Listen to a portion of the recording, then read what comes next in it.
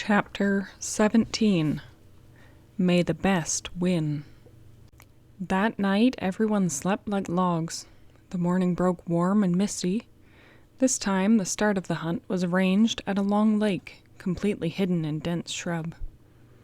The 39 selected hounds were taken first to the middle of a pine wood, where their work on stale trails could be observed. Oddly enough, such was the excitement surrounding this unusual trial, that the field of followers was even larger than on the first day.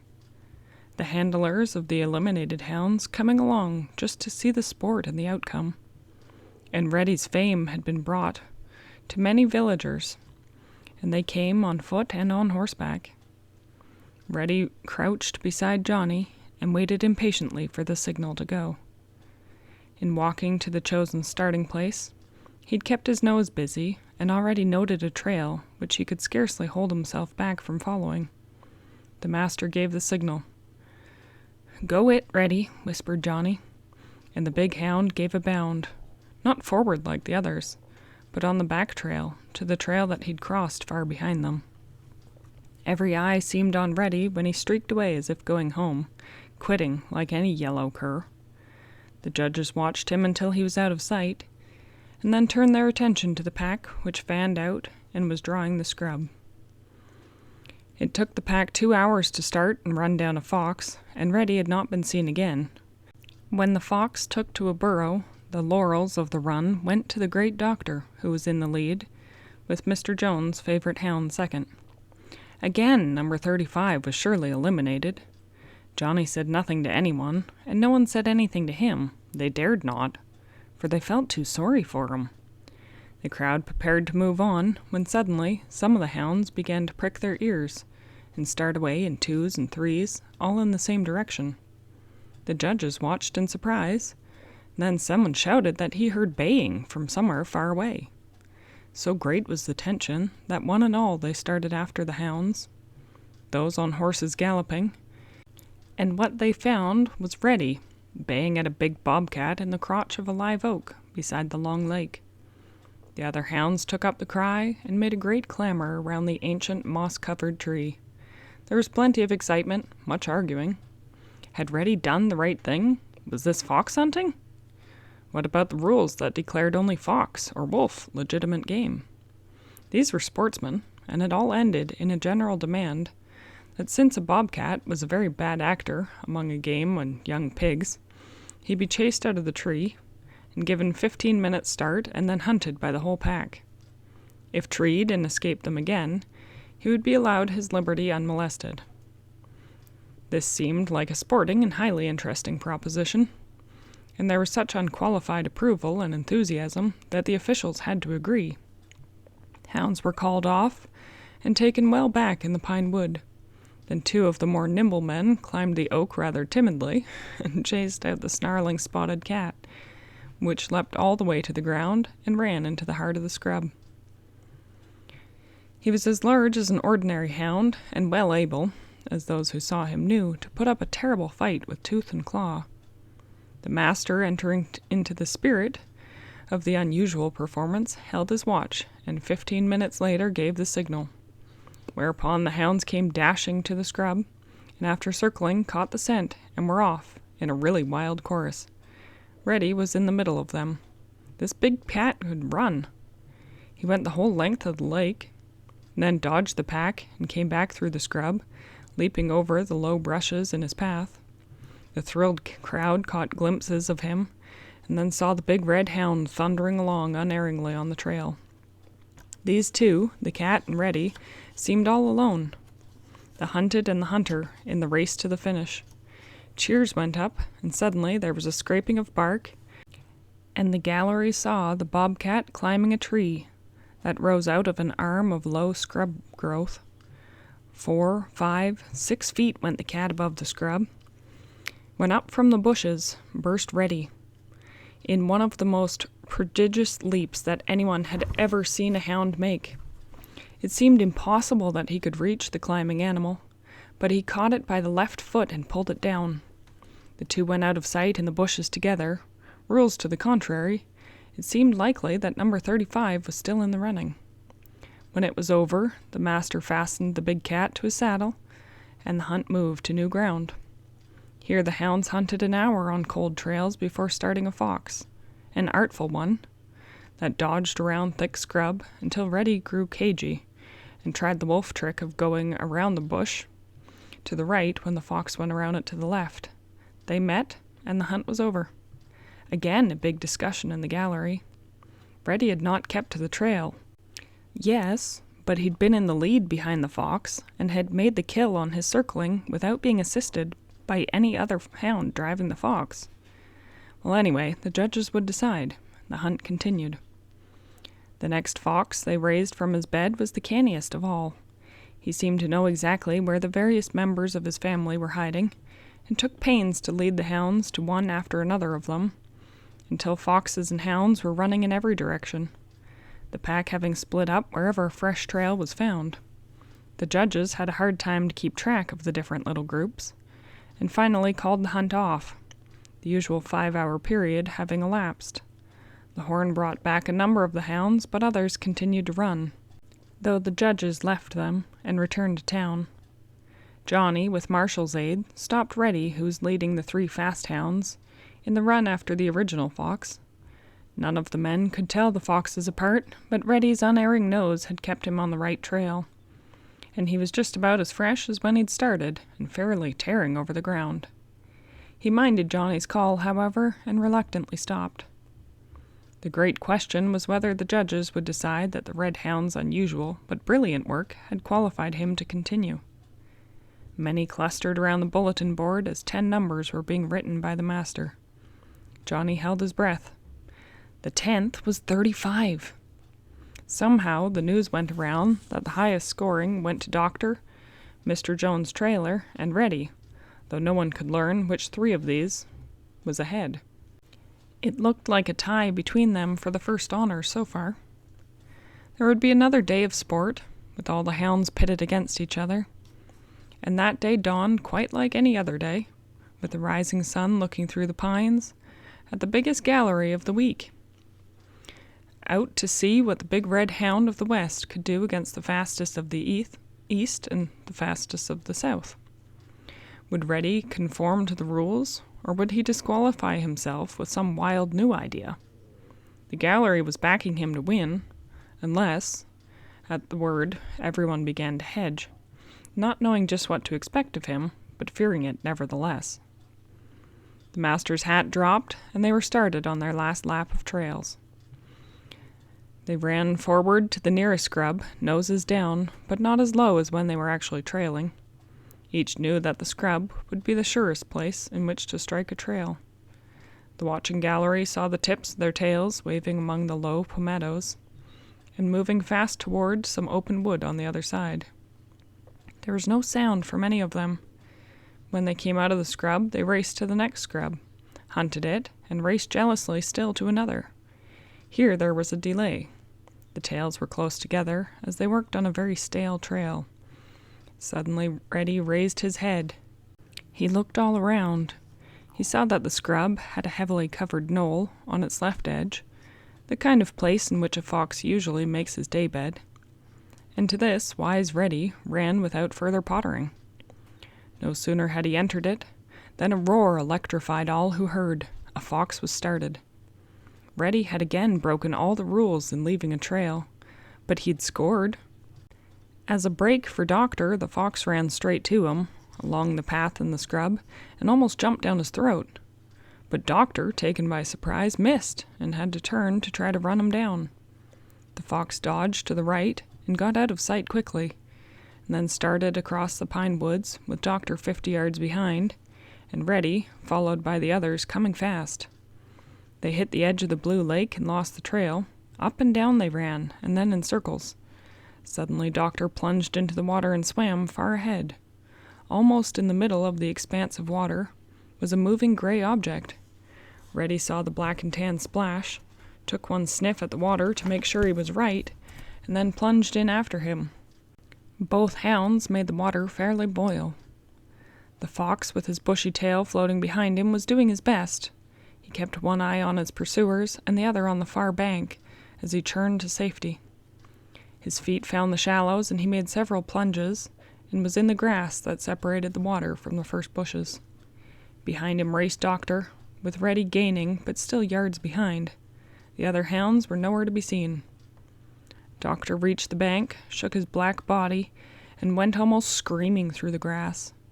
Reddy struck bottom, splashed water in every direction, and was right after him. With the wet trail so fresh it reeked, both hounds ran furiously, heads held breast high. Reddy drew up to Doctor, and for a few moments ran beside him neck and neck, the two glaring at each other with ears back. The fox circled to the left to reach the scrub again, and that was Doctor's side, so he had the inside of the circle and the advantage over Reddy. He crowded out Reddy at the edge of the scrub, and was the first to reach the hog path that the fox had taken.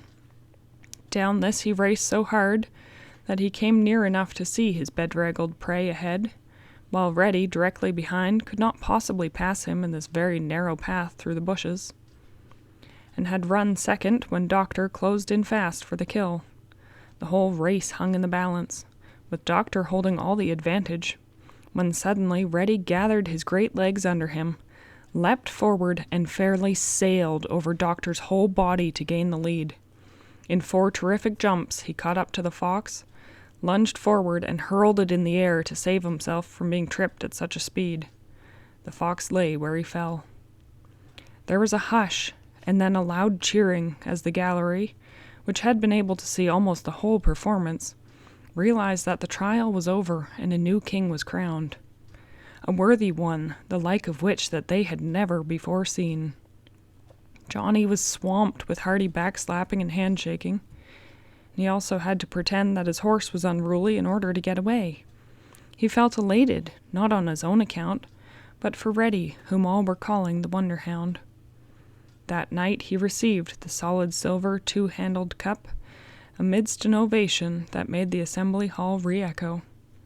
After it had died down, the eldest of the judges, a man with almost white hair, made a speech of praise for the contesting hounds, the sportsmanship of the men who handled them, and the helpfulness of those whose planning had enabled the trials to run so smoothly.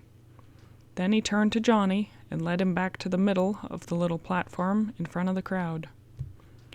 "Fellow fox hunters," he said in his slow, fine voice, "in all my experience as a judge from coast to coast, from the north to south, I have never seen a hound that was equal to the one raised and trained by our friend here from the west.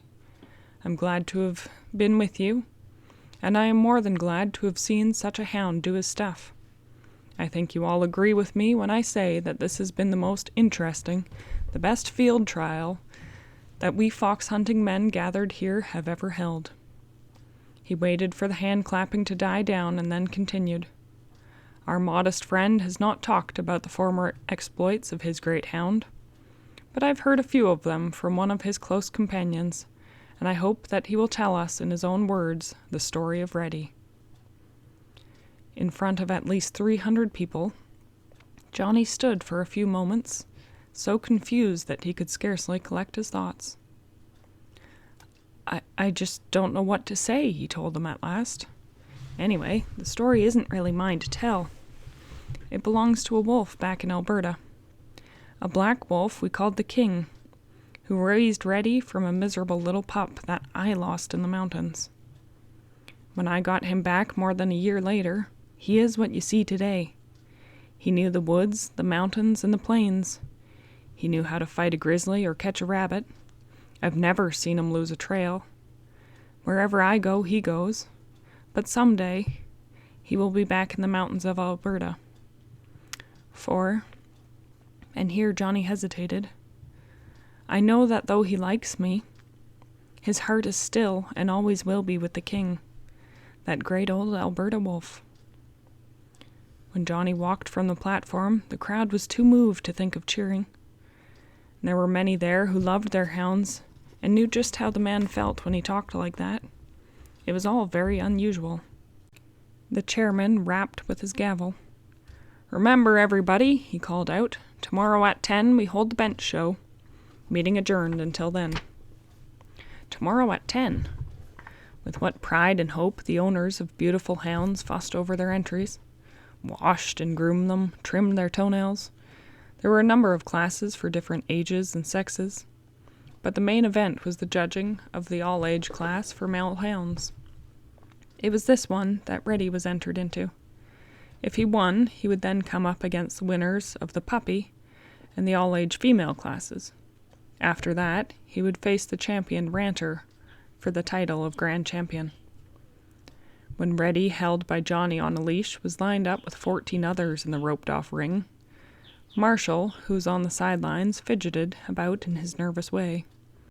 First, he was sure that there was no hound as physically perfect as Reddy, and then equally sure that with such competition he had no chance, especially as he was over the standard height. The judge gave him one good look, opened his mouth to see his teeth, then motioned for him to walk one side, while he concentrated his attention on the others, which were so perfectly trained to stand on their toes, with their elbows in, head and tail up. Finally, it narrowed down to 3, and then to 2. The judge made their handlers walk these about, and then trot and run with them. He motioned one of the dogs to go to the side. Only a fine red tick hound remained. The ringside audience began to clap, but the show was not over. Reddy, whom the judge had already sized up as at least equal of the best of the group, was called back to the wooden platform in the middle of the ring and placed beside the red tick. Johnny did not know quite what to make of it, but began to get excited when the crowd hustled and shoved to get a better view. The judge started to compare the two hounds with utmost care. Red Tick and Reddy. Presently he straightened up, took several ribbons from the assisting steward, and presented the blue to Johnny. He smiled at the ranger's surprise, for he could see that here was a novice who did not know the perfection of the hound that he was showing. Following that, it was almost a foregone conclusion that Reddy would win against the best male puppy, and the best in the 2 female classes for females, which he did amidst more applause. After a lull in the proceedings, famous old Ranter was led into the ring by a portly man whose manner suggested that of course there was no hound like Ranter. Ranter was white, except for a small black saddle and a tan-colored head and neck. He walked stiffly and proudly, and struck poses whenever he stood still.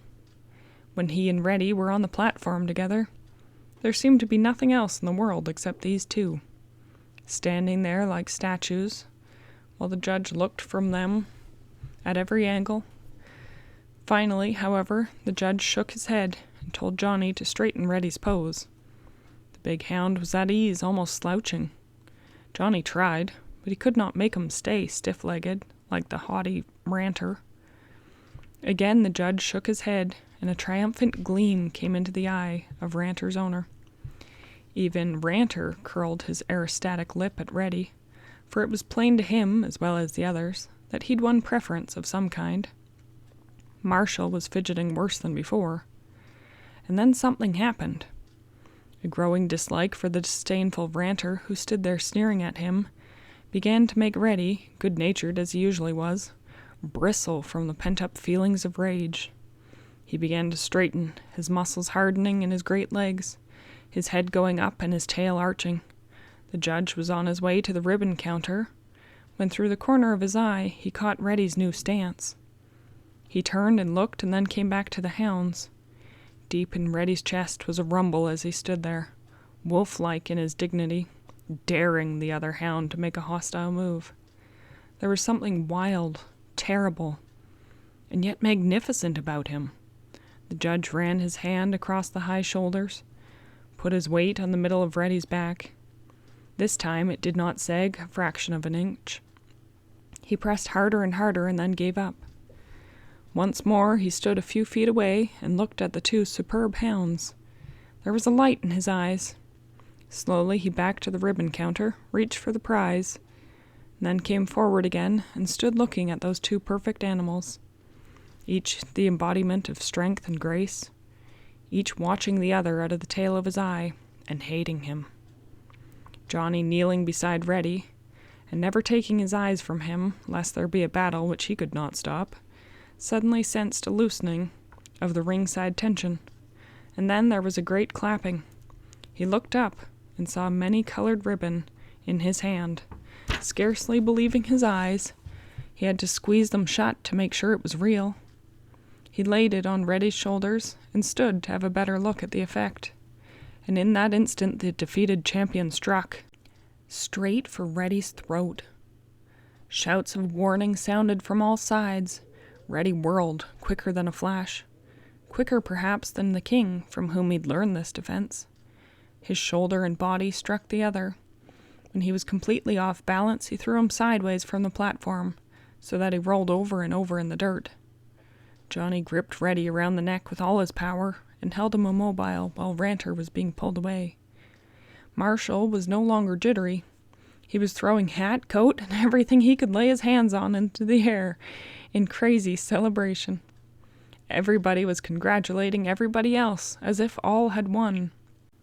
It was a spectacularly popular award, and Reddy, the wolf dog, the scarred hero of 100 wilderness fights, was the acclaimed champion of champions, winner in both field and on the bench. What greater could one hound do? Johnny pondered it, but he had no answer as he changed his grip to something like a grizzly bear's hug. End of chapter 17.